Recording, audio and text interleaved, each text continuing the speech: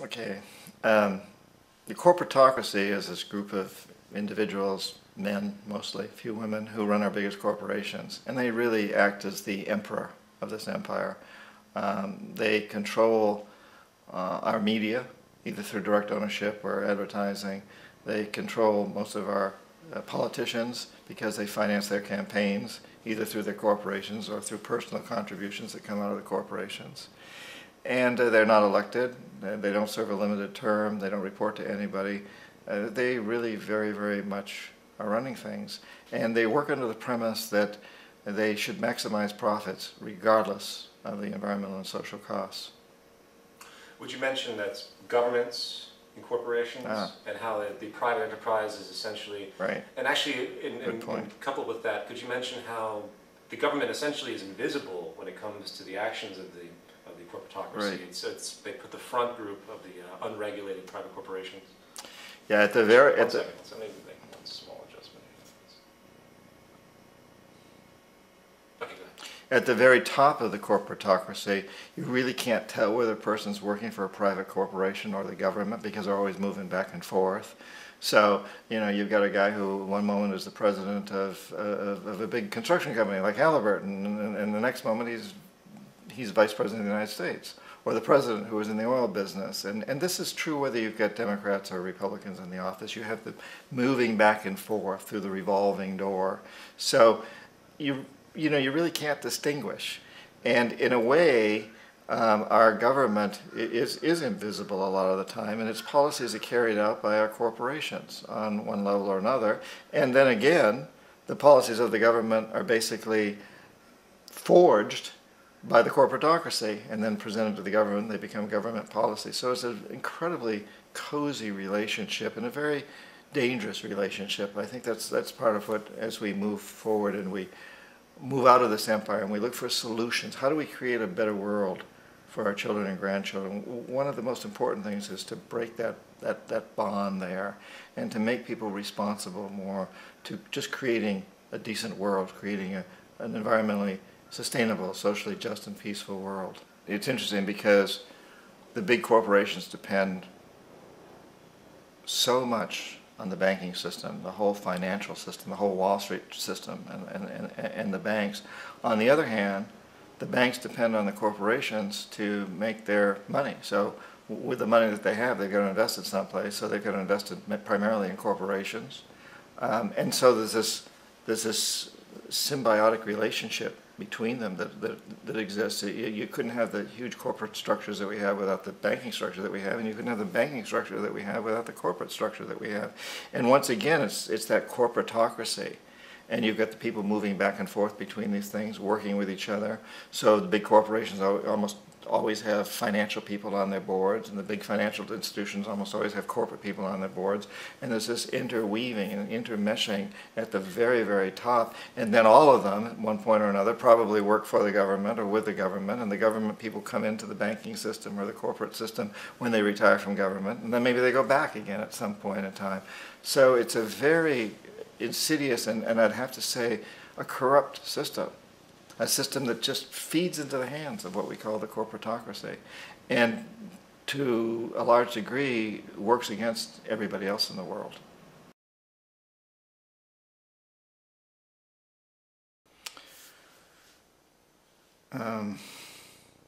Well, we economic hitmen really have been the ones responsible for creating this first truly global empire, and we work many different ways.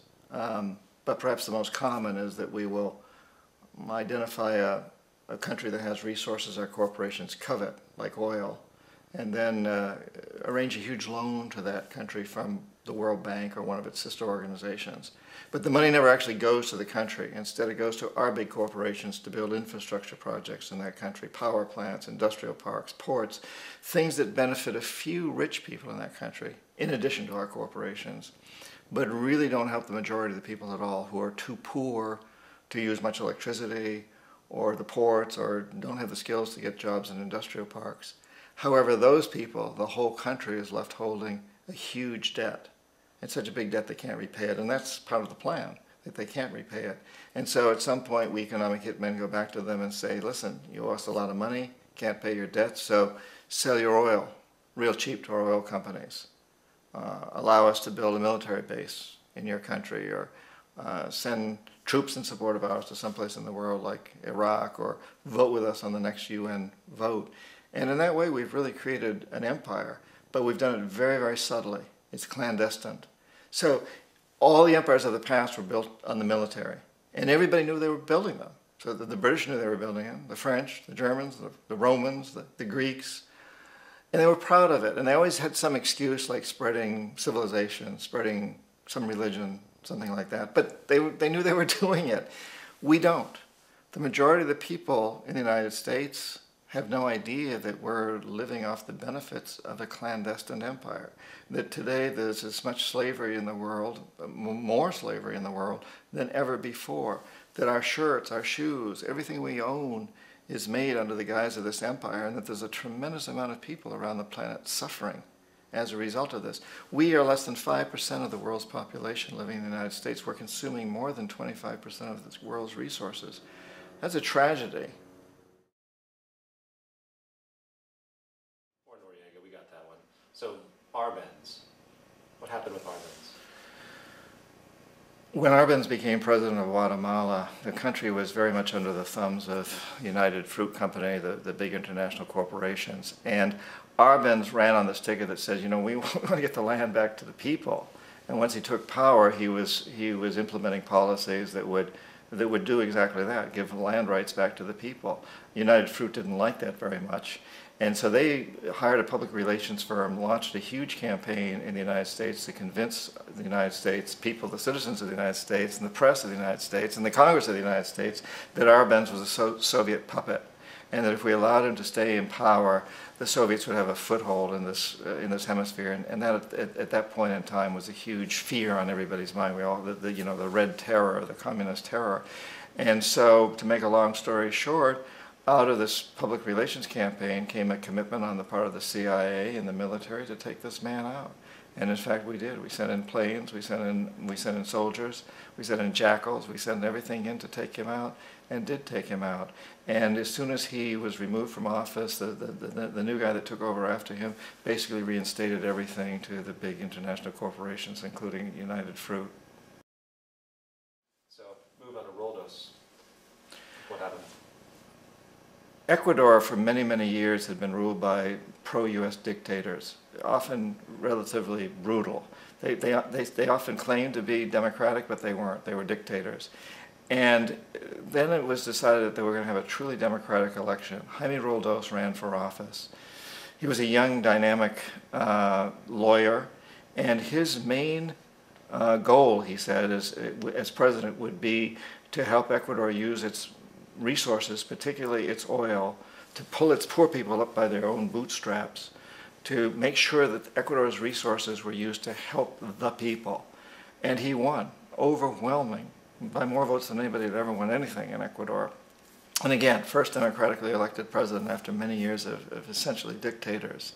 And he began to implement these policies to, in fact, do that, to make sure that the oil companies were taxed, or if not, to be nationalized, to make sure that the profits from oil went to help the people. Well, we didn't like that in the United States. I was sent down as one of several economic hitmen, and in that particular job I wasn't the primary one. I was sent in from Panama to help some of the other ones to change Roldos, to corrupt him, to bring him around, to let him know, okay, you can get very rich, you and your family, if you play our game, but if you continue to try to keep these policies you've promised, you're going to go. He wouldn't listen. He knew that his life was in severe danger. I've become good friends with his daughter in recent years. She's now in her 40s and a member of the Congress in Quito, in Ecuador. And she said her dad was very aware that he was taking huge risks, but he took them anyway, and he was assassinated. And the means of assassination was? His airplane, officially his airplane crashed. He and his wife were on board, and several other men and women, and the defense minister and his wife. And the pilot of that plane, according to Marta Roldos, Jaime's daughter, was a very good family friend, wouldn't have done anything foolish. She says that the official reports, which claim that the weather was very bad and they hit a high mountain, are erroneous. The weather wasn't that bad where they were by the standards of Ecuador. It was raining. It rains a lot in the coastal plain, and they weren't even in the high mountains. They were coming up in the coastal area, according to Marta. Also, what we do know is that as soon as the plane crashed, the whole area was cordoned off. And nobody was allowed in. Even the local police, the Ecuadorian police, were not allowed in. The only people allowed in were U.S. military from a nearby base and some of the Ecuadorian military that worked closely with the Ecuadorian military. When an investigation was launched, two of the key witnesses died in car accidents before they had a chance to testify. A lot of very, very strange things that went on around the assassination of Jaime Roldos. I, like most people who've really looked at this case, have absolutely no doubt that it was an assassination. And of course, in my position as an economic hitman, I was always expecting something to happen to Jaime, whether it be a coup or assassination, I wasn't sure, but that he would be taken down because he was not being corrupted. He would not allow himself to be corrupted the way we wanted to corrupt him. Right. So airplane crashes are a great way to assassinate people because the evidence is destroyed, and it's virtually impossible to prove foul play. So let's move on to Allende, is that the pronunciation? Mm-hmm. Yeah. Well, Allende again, president of Chile, and Allende went up against a very powerful U.S. corporation, ITT, International Telephone and Telegraph Company, and a guy named Harold Janine, who was a very powerful figure at the time. And Janine decided that Allende had to go, brought in the CIA. The CIA went in and took him out. Now, Allende was relatively easier to justify than some of the others because he was an avowed socialist, if you want to call it that, but he was doing really good things for his people. However, ITT was totally opposed to him and the policies that he was implementing there. It's an interesting case, too, because if we look today at ITT, we don't find much. There still exists, but it's a very small company, the shadow of what it used to be. And yet at one time it had been one of the most powerful companies in the world, a company that was able to bring down the presidency of Allende in Chile. And I think that again sends a tremendously strong message to us that these corporations are vulnerable and that we do have clout, we the people, because ITT is gone. Many other big corporations that move around during most of my lifetime are gone now too. You look at the airline industry. Look at Pan American, which was a very, very powerful company at one time, owned Intercontinental Hotels and many other businesses. Gone today. There's so much of that out there, of companies that have disappeared, and the people who run these companies are very, very aware of that. That gives us a lot of leverage. We, the people, can exercise power of these companies and force them to do a better job.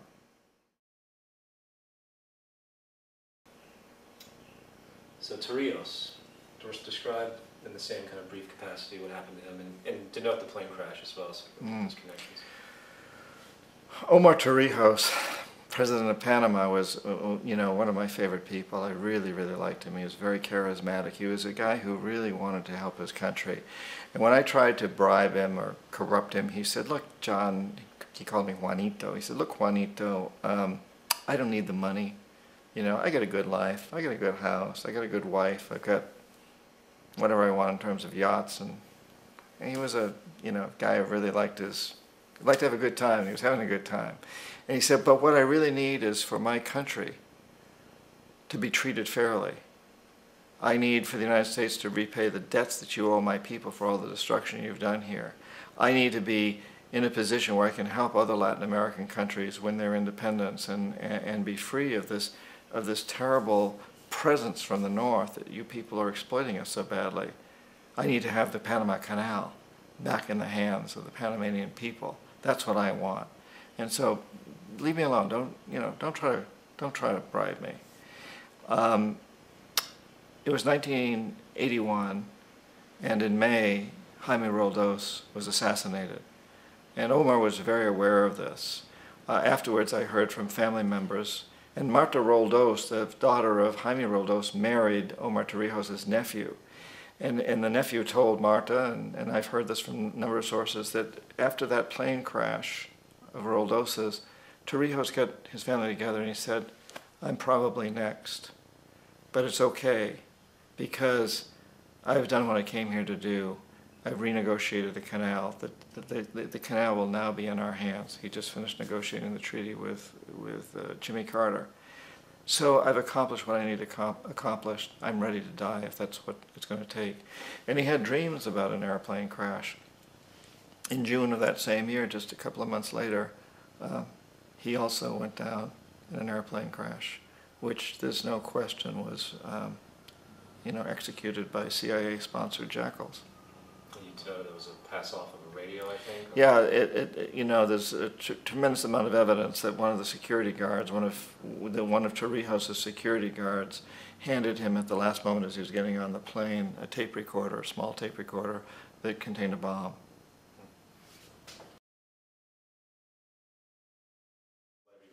Well, Panama is a very interesting example because I tried to corrupt Omar Torrijos and bring him around, a great man as far as I was concerned. And I was very torn. On the one level, I didn't want to corrupt him. I really respected him for his integrity. On the other level, it was my job to corrupt him, and I knew that if I didn't, something more dire was likely to happen, which it did. He was assassinated. And that sent Panama into a tailspin. The soul was taken out of the country at that point in many respects. And eventually, Noriega became president. Noriega had been, we now know, a CIA agent. He'd been paid a lot of money to help fight the Colombia drug cartel, so he was one of our guys. And we figured that once Noriega was in power, that we now could basically reverse the canal treaty that Torrijos had struck with Carter and turn that around and also reinstate the School of the Americas, the U.S. military bases in Panama, but Noriega wouldn't do it. He wasn't as much of a puppet as we thought he was. He wasn't willing to reverse those policies. Also, he continued what had begun under Torrijos with negotiations with the Japanese about financing and building a sea level canal. We didn't want to see that happen. If there was going to be a sea level canal, we wanted to finance and build it. And Noriega refused to drop out of those negotiations. So he was no longer our puppet. He wasn't playing the game. And on top of all of that, there's a lot of rumors, and I don't have any evidence to back this up. If there was evidence, it was destroyed. But there was an island off the coast of Panama called Contador, which I do know very well. It's still there. It's a resort. And in the 70s, this was a place where deals were struck and where you could take people on private yachts or however you wanted to do it. And there was plenty of cocaine, all kinds of drugs, sex, all kinds of illicit activities, and whatever happened on Contador stayed on Contador.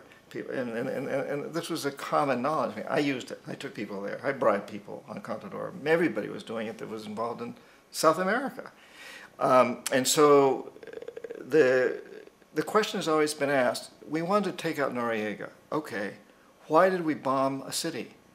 Why did we kill between 2,000 and 6,000 innocent civilians and destroy this part of the city? And I was just in Panama a couple of weeks ago.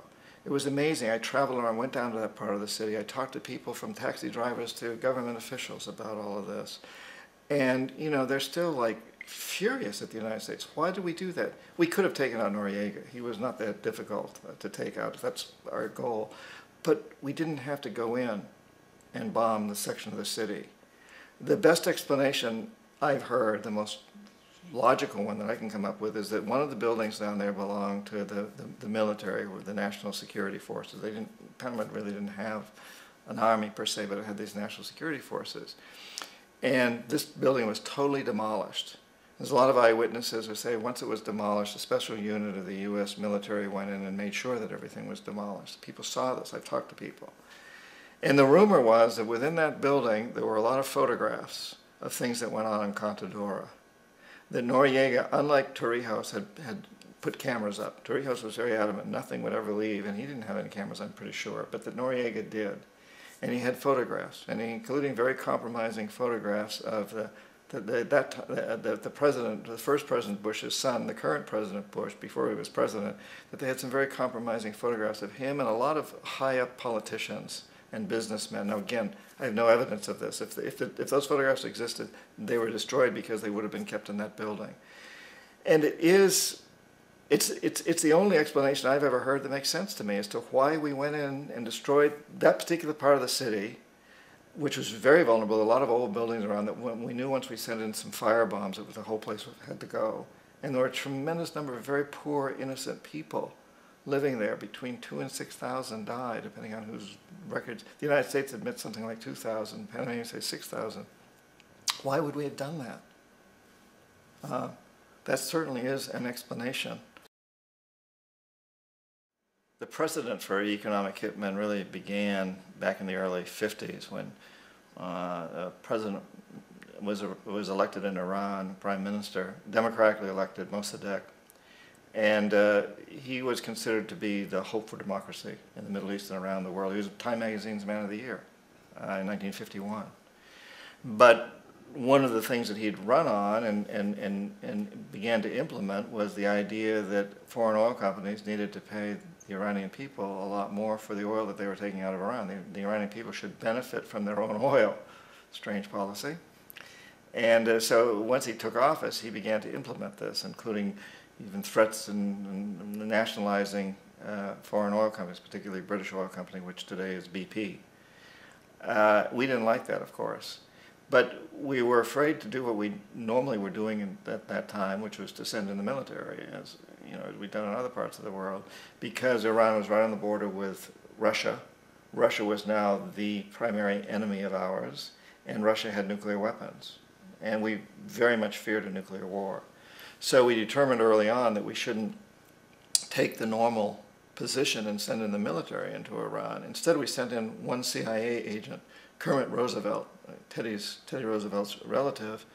And Kermit went in with a few $1 million and was very, very effective and efficient. And in a short amount of time, spending a few $1 million, he managed to get Mossadegh overthrown and brought in the Shah of Iran to replace him. So he overthrew this democratically elected president, replaced him with a dictator who always was favorable to oil. And it was extremely effective. So back here in the United States, in Washington, people looked around and said, wow, that was easy and cheap and not messy. And so this established a whole new way of manipulating countries, of creating empire. The only problem with Roosevelt was that he was a card-carrying CIA agent, and had he been caught, the ramifications could have been pretty serious. So very quickly at that point, the decision was made to use private consultants to channel the money through the World Bank or the IMF or one of the other such agencies, to bring in people like me who worked for private companies, so that if we got caught, there would be no governmental ramifications connected with this. And it is interesting to me how this system has continued pretty much the same way for years and years and years, except the economic hitmen have got better and better and better, so we've and more subtle. But then we come up with, very recently, what happened in Venezuela. In 1998, Hugo Chavez gets elected president, following a long line of presidents who had been very corrupt and basically destroyed the economy of the country, put the largest middle class in Latin America had suddenly become impoverished because they put the country into such debt and people into debt. And Chavez was elected amidst all that. Now, Chavez was not a radical opposed to the United States at that point in time. But after 9/11, Chavez went on the record of saying, I hope that the people of the United States will see what's going on here and understand that there's a lot of anger and resentment in the world. And that was resented in Washington, that he would say that. And so a campaign was launched to make him look like a villain. And then in 2002, a coup was staged, which there's no question in my mind, and most other people's minds, that the CIA was behind that coup. But Chavez was very smart, and he had people hidden in the palace and so on, and plus he had the people in the streets, took to the streets, and the huge numbers of poor people in Venezuela took to the streets and demanded his return. And so he came back into power. And yeah, the way that coup was fomented was very reflective of what Kermit Roosevelt had done in Iran, of paying people to go out into the streets to riot, to protest, to say this Chavez is very unpopular. And if you can get a few thousand people to do that, television and can make it look like it's the whole country, and things start to mushroom.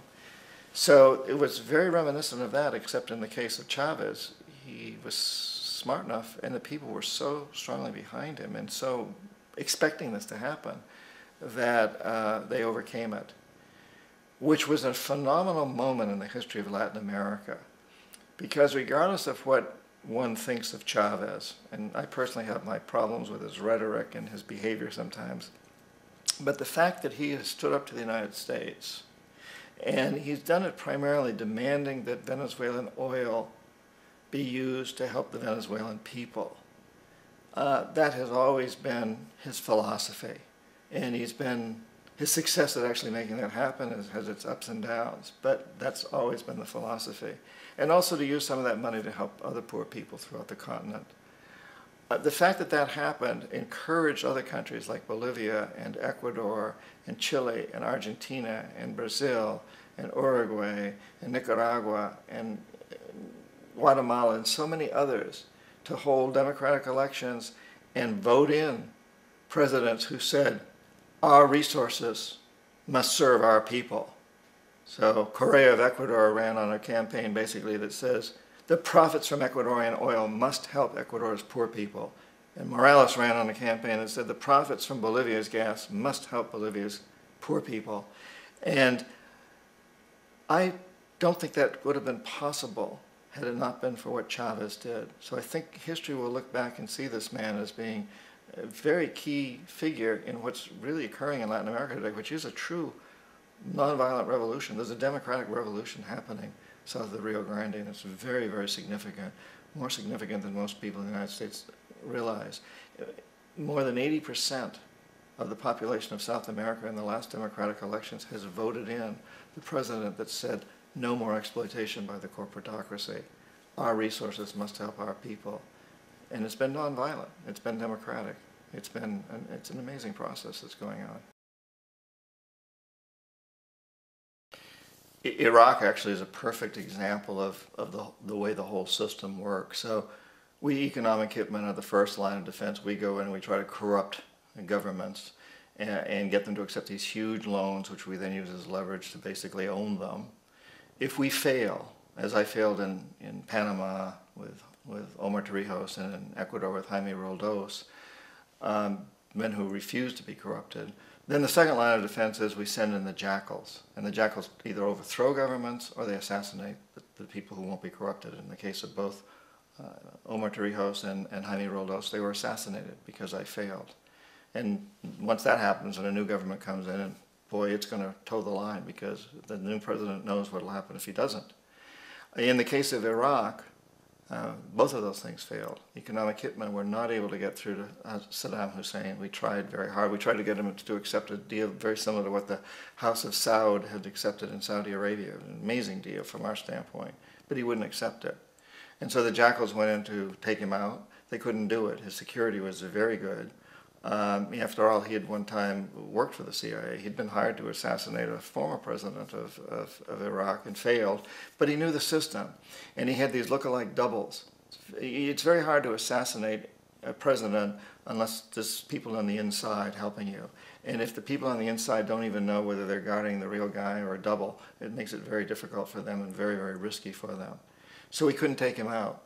So in '91, the first President Bush sent in the troops, and we figured at that point, which is the last step. If the economic hitmen fail, the jackals fail, then we send in the military. And of course, all these people always know that the military is standing off in the wings to go in if everything else fails. So in '91, we send in the troops, and we take out the Iraqi military. So we assume at that point that Saddam Hussein is going to come around. We could have taken him out, of course, at that time, but we didn't want to. He's the kind of strong man we like. He controls his people. We thought he could control the Kurds and keep the Iranians in their border and keep pumping oil for us. And that once we took out his military, now he's going to come around.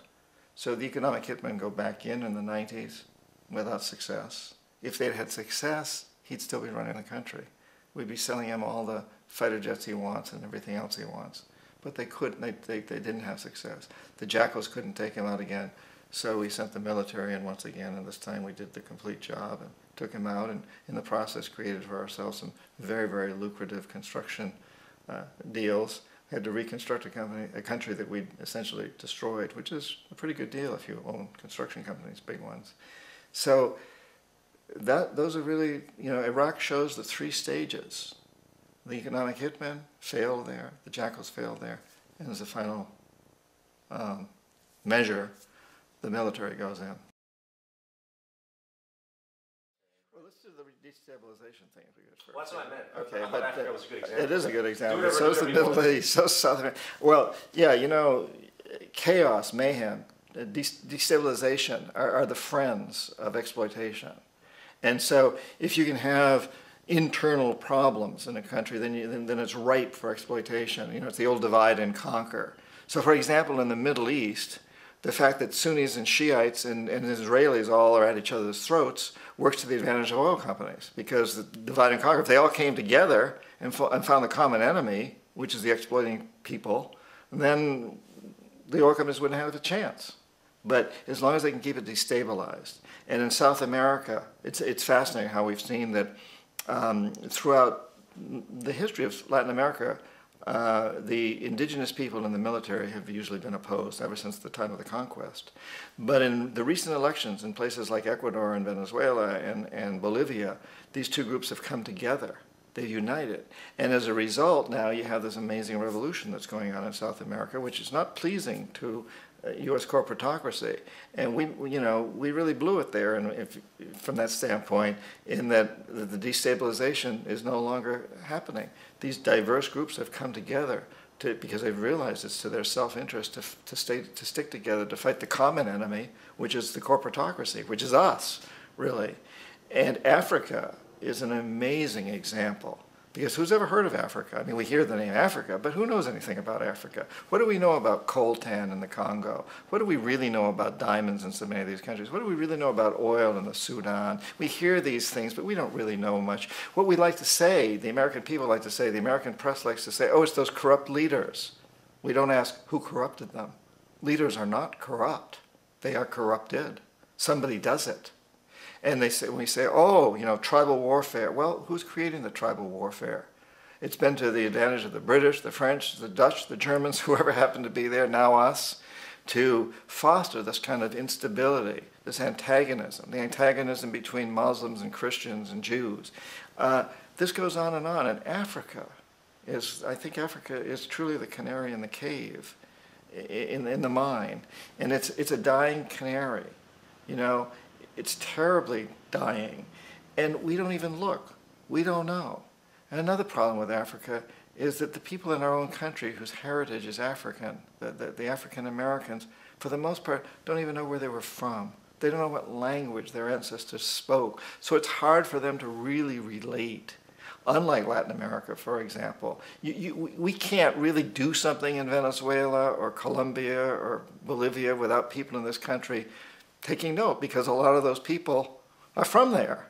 We got a lot of people here in this country from Venezuela and Colombia and Bolivia and so on, and they're interested. And they know where they're from, and they can read the local papers. They can read Spanish. But in Africa, our African heritage people don't even know where they're from, and they don't read those papers. And so there's been this huge mask that's been thrown over Africa. I mean, it truly is a dark continent from the point of view of we don't let light in. The media doesn't understand what's going on. It doesn't want to. And the corporatocracy surely don't want us to understand. I mean, the corporations do everything they can to foment turmoil, mayhem, instability, chaos there, and to keep the information from reaching the American public, from even reaching the press, because that serves their interests best. Forget about Chads, forget about stolen, well, don't forget about them, but put them aside for a moment and just deal with the bigger issue, which is the American public really doesn't know what we're voting for. And we're seeing in the presidential campaigns, that there's an ignorance, or there's an avoidance of what's really going on. We don't really talk about the causes behind the immigration problem. We talk about the band-aids to cure it. Should we build a wall? Should we make stricter laws? Should we invite these people to become citizens? But the real issue is the fact that we've destroyed the economies in their countries through our free trade agreements that have benefited the big corporations hugely, but have made everybody else suffer. The workers in the United States, the workers in Guatemala and Mexico and throughout Central America and many parts of South America are suffering terribly. Not one of them wants to be here. I speak Spanish. I live in Florida. I go out and I talk to the Guatemalans who are taking care of everybody's lawns and doing a lot of the other menial work. They don't want to be here. They're not getting rich here. They're sending all their money home. They want to be back in Guatemala or Mexico or Honduras or El Salvador, wherever they're from. These are beautiful countries. They want to be there. There's no work there, and there's no work there because of the laws that we've passed, because of the IMF, because of the World Bank, because of what the corporatocracy is doing to exploit these countries. So if we really want to deal with the immigration problem, that's what we must do, is help these countries get back on their feet and open their doors to their own people to have jobs there. But our presidential candidates aren't addressing that. Although, you know, at least back in the 70s, and I'm writing about this now in the book I'm working on now, that I was called into Washington to the Army Navy Club, met with a lot of retired generals and admirals to talk about a job that was going on in the Indian Ocean. And I found that, and I found this to be the case, that at the top echelons of the military, they don't want to go to war. You know, they know that that's just going to create more problems. They know that if you want to create terrorism, you know, send in the army.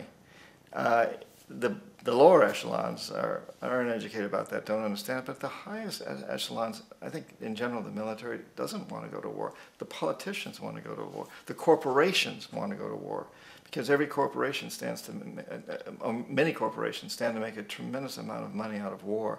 So you and I may think that Vietnam was a failure and that Iraq is a failure, but if you own a big industry that has any relationship whatsoever to the war machine, and that includes insurance companies and banks, and includes companies we don't usually think of as being part of the military-industrial complex, if you happen to be the CEO or a major owner of any of those corporations, you think that Vietnam was a huge success, and so is Iraq.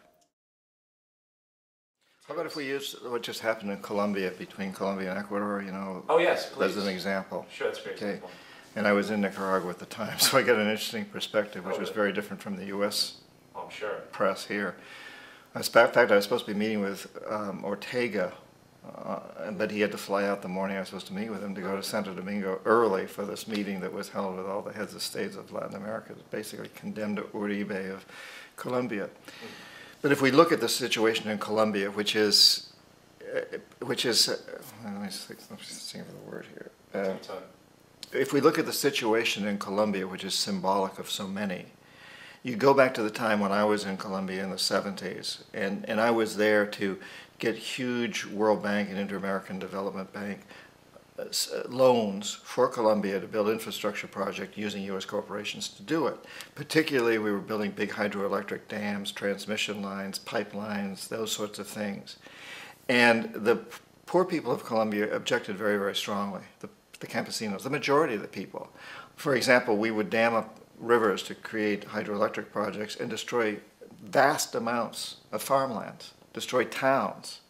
And then we would build transmission lines from these across llanos and jungles and through people's backyards and these big transmission towers. But the people who lived in those areas didn't get any electricity. They got absolutely no benefits. And they were outraged. And so they formed what we would call guerrilla groups, sort of like the Boston Minutemen. And it was fascinating that my company, Charles T. Main, we had offices in Barranquilla and in Bogota, Colombia. We were designing these huge projects. We were not allowed to send any U.S. citizens, engineers, to the project site, only Colombians, because it was too dangerous. The guerrillas, as we call them, would come down and attack the construction camps. And they would send the workers down the river in canoes. They didn't hurt them, but they scared them. And this went on and on. And meanwhile, now oil exploration is starting in other parts of Colombia, and similar things are happening there. The campesinos are very strongly objecting to oil. and the guerrillas would come in. And originally they were supported financially by Russia and China to a certain degree, and to a certain degree by Cuba. And of course we then painted them as being communists. And most of them didn't care at all about philosophy. They just simply wanted to have their lands. These were desperate people. Their lands were being destroyed. Their families were starving. And they wanted to get us out of there. And they wanted not to have this happen anymore. But we accused them of being communists. Well, as communist funds began to dry up, as things happened in Russia and China and Cuba, that funds began to dry up, they turned to extortion, blackmail, kidnapping, and drugs as a way of financing themselves. And over time, that became much more a part of their business. It was one of their few ways of financing themselves. You know, we all think détente is such a great thing, the peace between the Soviet Union and the United States. But there's a dark side to that, too. There was a balance when the Soviet Union was there. If the United States put too much pressure on a country to bend to our will, the country would sort of slip off toward Russia, and then we would back off the position. Once the Soviet Union was gone, there was nobody for anybody to turn to, except terrorism, in essence. And so today we have a situation, for example, in Colombia, where you have these organizations like FARC that to a large degree are financed through drugs and extortion and other illegal activities, but their basis is in defense of the people to a very large degree. And recently, I was in Nicaragua at the time. Colombia, President Uribe, sent troops into Ecuador to take out the leader of FARC, who was that particular leader, who actually, according to my sources, was in Ecuador to negotiate a peace settlement and arrange for a hostage exchange. He and about 20 other people of his group were all killed by the Colombian president. And of course, Correa, the president of Ecuador, objected very, very strongly. And Hugo Chavez joined in with Correa, and there was a huge conflict about this, and all of the presidents of South America met in Santo Domingo, and they all condemned Uribe, but the United States defended him, including all three presidential candidates, Clinton, Obama, and McCain, all came to Colombia's defense, which was absurd. One of the things that was happening there is Colombia is the largest recipient in the hemisphere, one of the largest in the world, of U.S. military foreign aid to fight these FARC people.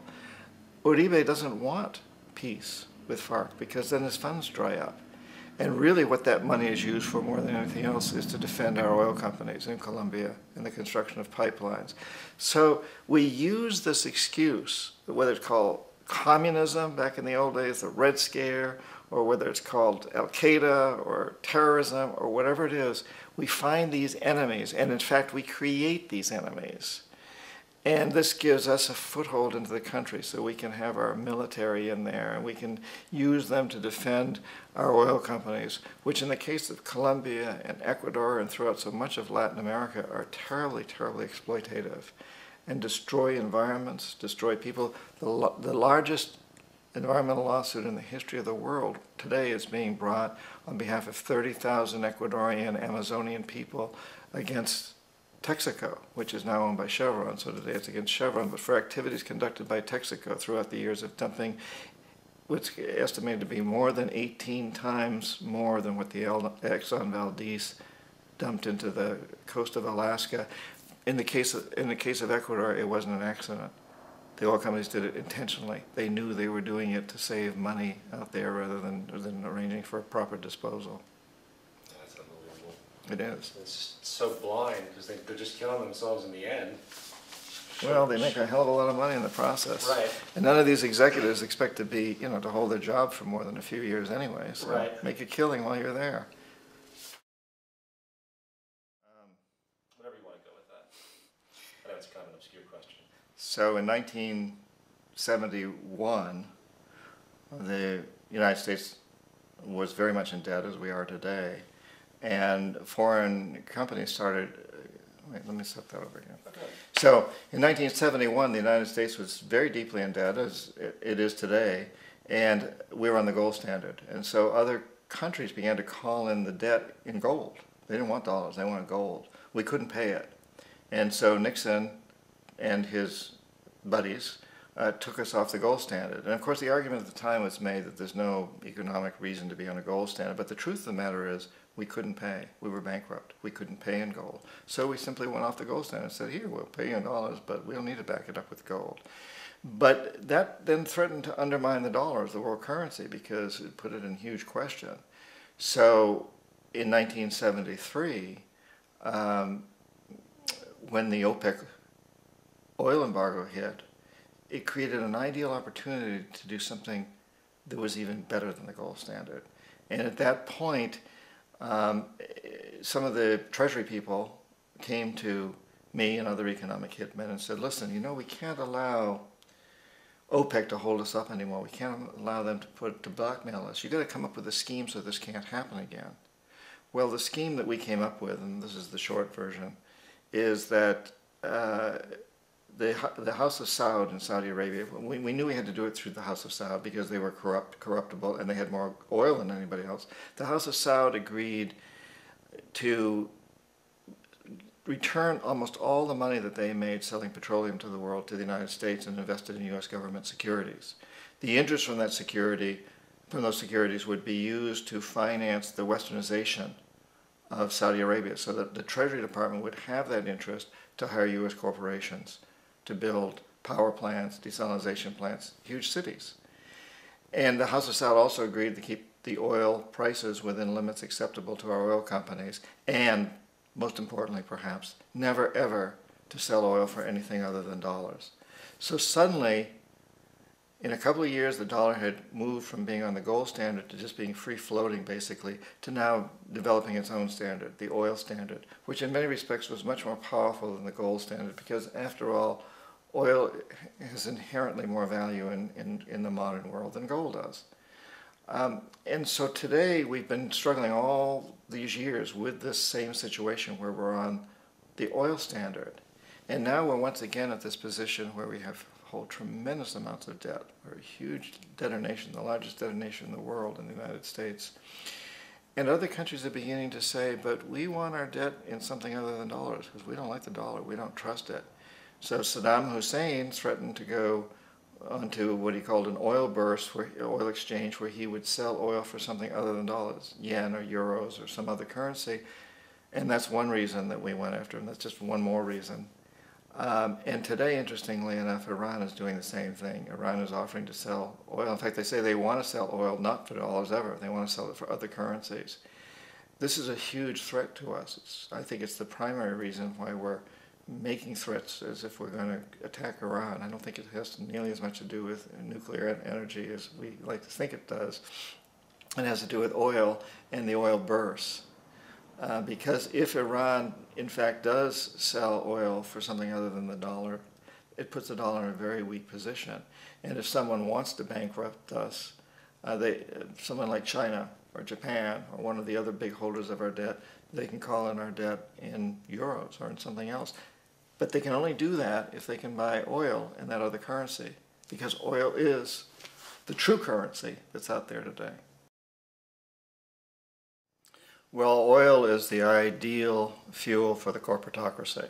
And so when you have a resource like that, you can really control it. And of course the corporatocracy likes that. Also everything downstream. You have to have gas stations, you have to have pipelines, you have to have all these things. And that's a reason why biofuels, ethanol, things like that are acceptable to them, or that more acceptable to Washington, to the corporatocracy, than, for example, solar, which you don't have that kind of control over. So oil is really it's a political football. It is a tremendous convenience for those who want to control, and it is the backing of our currency today. So the dollar is backed by oil.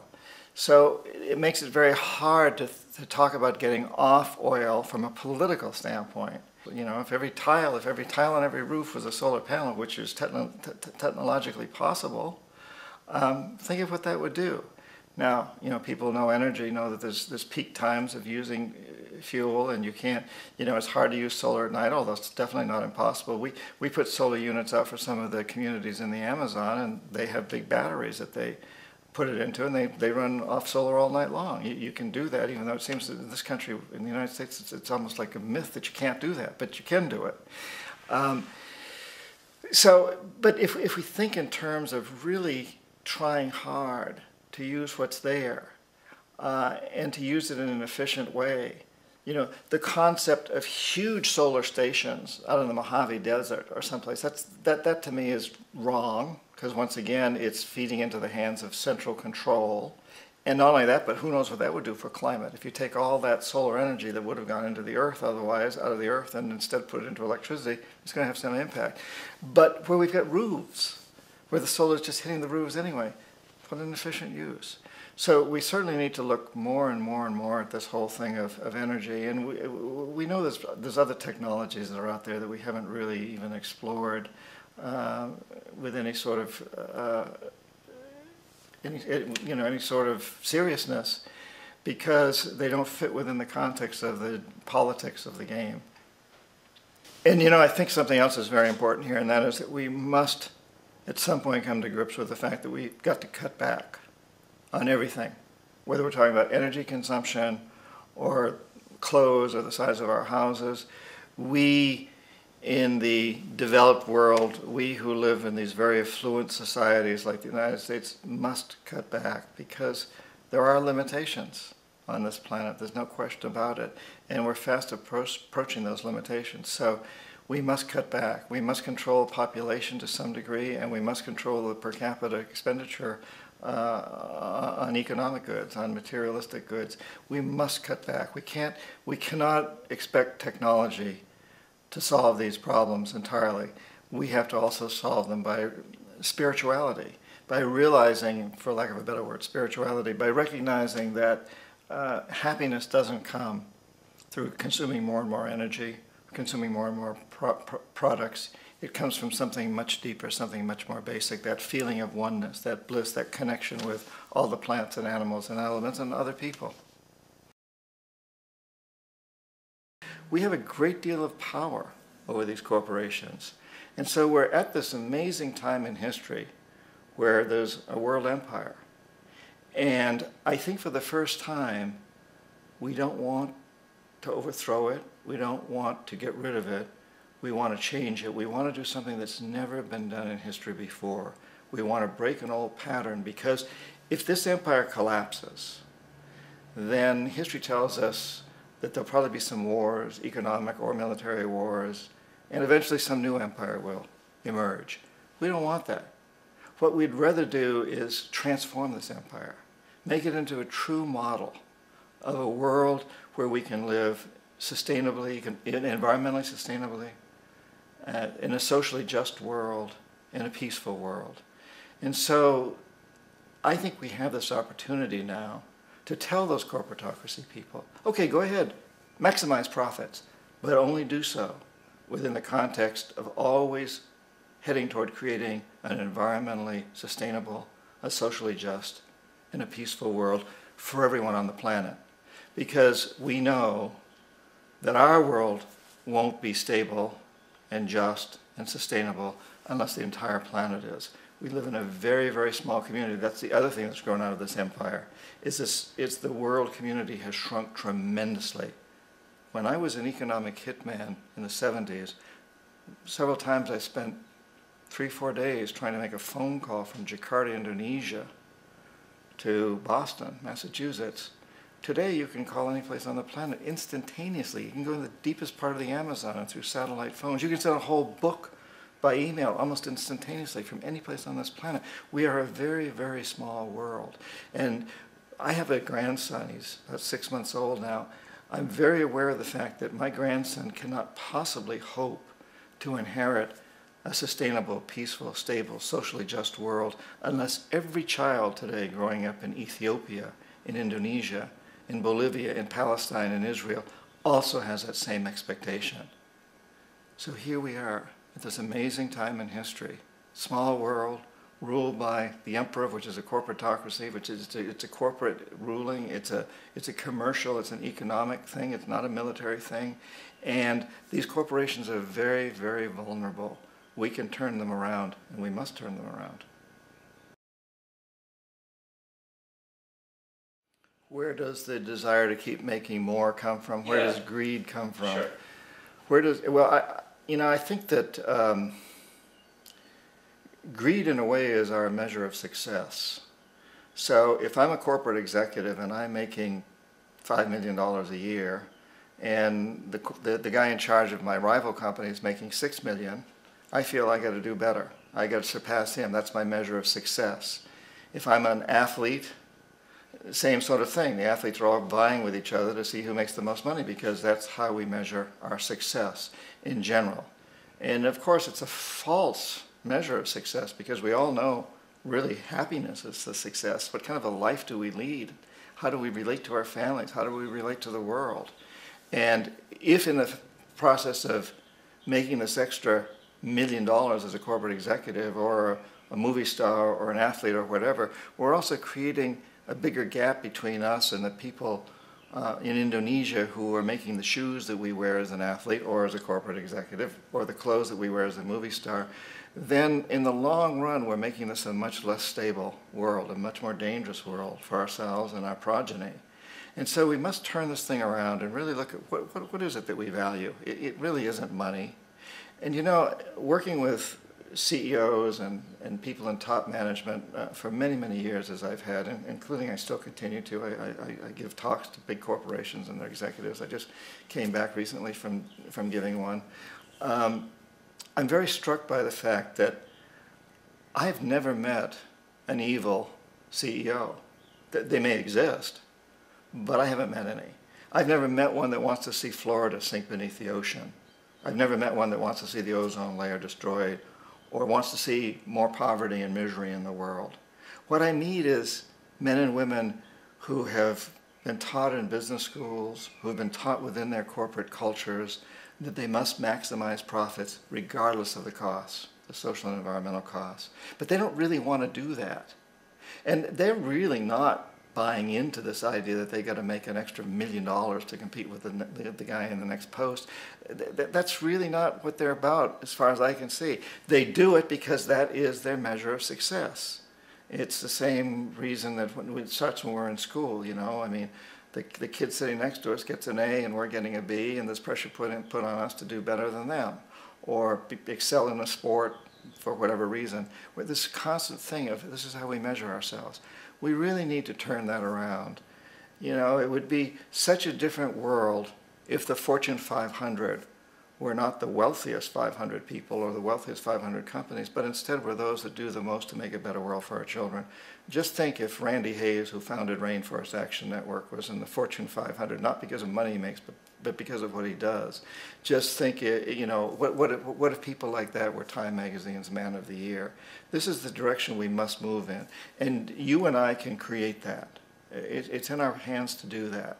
And I also think we need to understand that almost every executive out there is looking for that too. Obviously they love their grandchildren. They don't want to see the entire world destroyed. Well, it's our form of adulation.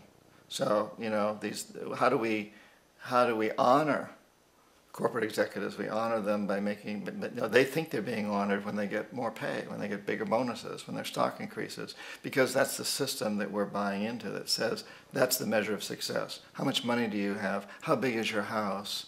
How large is your yacht? How many private jets do you have? I mean, we the people make a big point of that. We watch television shows about this. We watch movies about it, and we say, oh, wouldn't it be nice if I had a big yacht like that and a huge mansion and 15 houses like that? Right. So, you know, we put these people in this position. It strikes me as amazing that we have reached a point in time where we even talk about the need to be sustainable. Because throughout history, everybody's always been sustainable. I spend a lot of time with indigenous people in places like the Amazon. They don't do anything that isn't sustainable. You just don't do it. If it isn't sustainable, it's not even possible or conceivable that you would do it. And so now here we are at a time where we've come through several hundred years of history doing non-sustainable things. And we're all sitting around now, big corporations are getting together for conferences on sustainability. Should we become sustainable? Can we become sustainable? Well, the obvious answer is if we don't become sustainable, by definition, we're not here any longer at some point. So we really must take into account the totality. This isn't just a human experience on this planet. This is a total experience. And we know we can't survive without plants and animals. We know we can't survive without the earth. We know we can't survive without the four elements, you know. And so when are we going to really start taking that into account and saying, that's what it is to be successful? Success depends on how well we relate to everything around us, not just other human beings, but all the things around us. That is success, and then we ought to really be honoring the people that take that into account. These ought to be our Fortune 500 people and the people who win all the awards and get on the covers of all the magazines, those who lead us in a direction towards sustainability.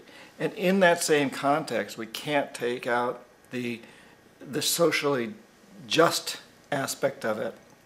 You know, again, it goes together. We can't treat other human beings in unjust ways and expect to continue and expect to be sustainable. That doesn't last for very long. Under the old systems, where you had small pockets of population, and sometimes they went to war with each other, and that goes up to the time of World War II. You could still say that's part of the old system. Then perhaps. But today, we're so interlocked. We are all living so closely together that we all have to take care of each other. Just like in a small community, in a tribe or in a small town in New England where you have town meetings, everybody knows that you got to take care of the whole community or you're going to have serious problems. And now we have to see that the whole world is the community. And we must all take care of each other that way. And it's not just a community of human beings. It's a community of plants and animals and elements. And we really need to understand that. That's what's going to bring us joy, too, and pleasure. That's what's missing in our lives right now. We can call it spirituality. We can go back to the roots of religion. We can go wherever we want with this. But the fact of the matter is, joy comes from that bliss of connectedness. In indigenous cultures, you often hear words that we interpret as bliss, as ecstasy.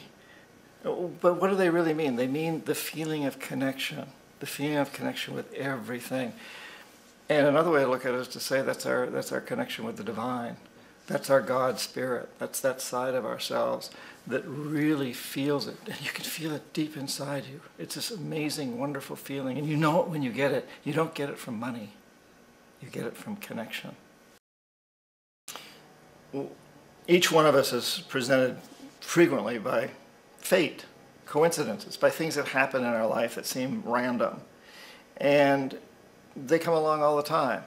What's really important is how we choose to react to them, what we do with those coincidences. And the decisions we make each time we're confronted by one of these makes all the difference as to where we go from here. For example, you know, I was graduated from college at the time of the Vietnam draft. You could call that a coincidence. I chose to go in the Peace Corps, and that made a huge difference to me. I learned a great deal about other countries. If I had chosen to go to jail, I would have had a very different experience. Or if I had chosen to join the Army and go to Vietnam, or if I had chosen to move to Canada. All of those are the decisions we make based on one coincidence, that particular coincidence.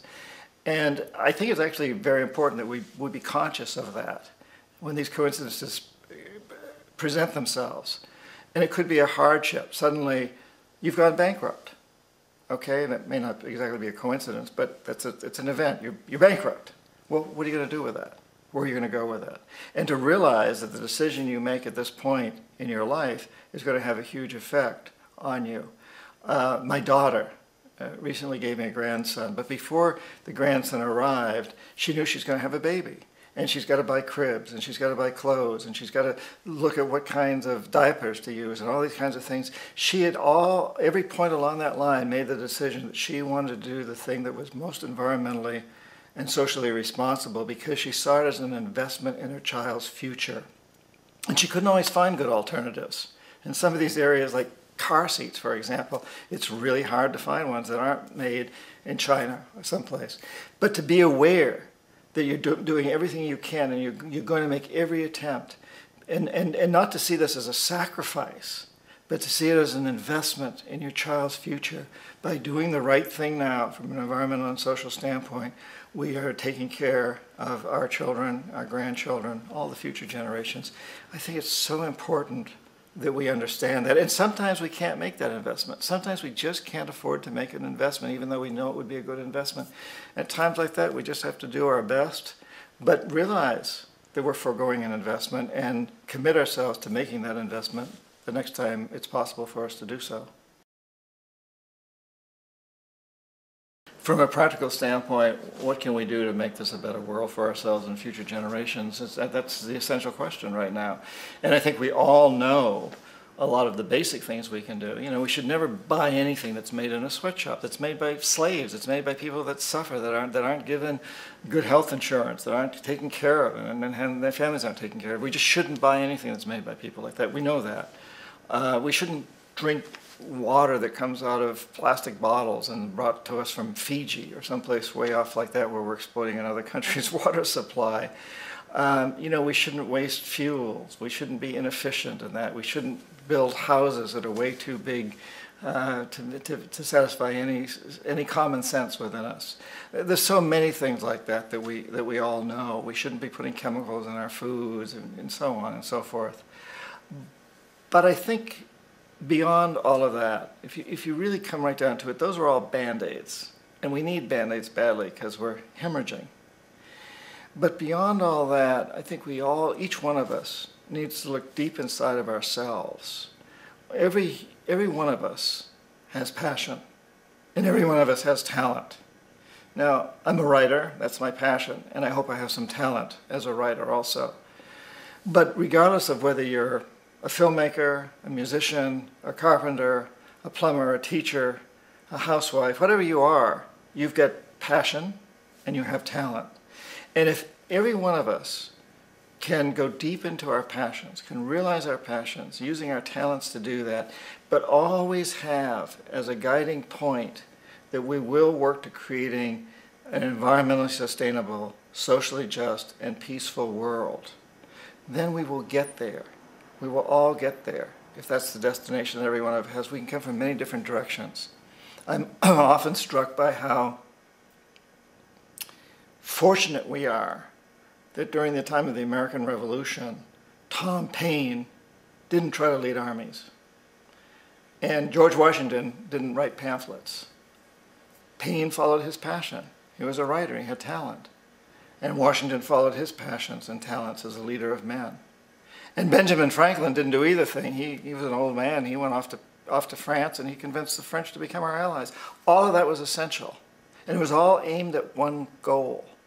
But they all came from very different directions. And I think this is an important time to realize how we can do that.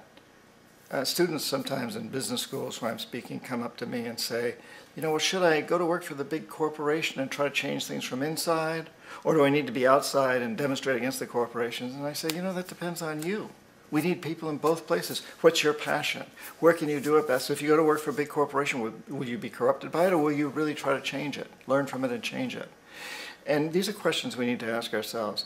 But if every one of us really looks inside, we're not going to be successful if we don't follow our passions and use our talents to do it. And we've all got a path that we can go along, and there can be lots and lots and lots of different paths, but let's all aim toward that one goal of creating an environmentally sustainable, socially just, and peaceful world.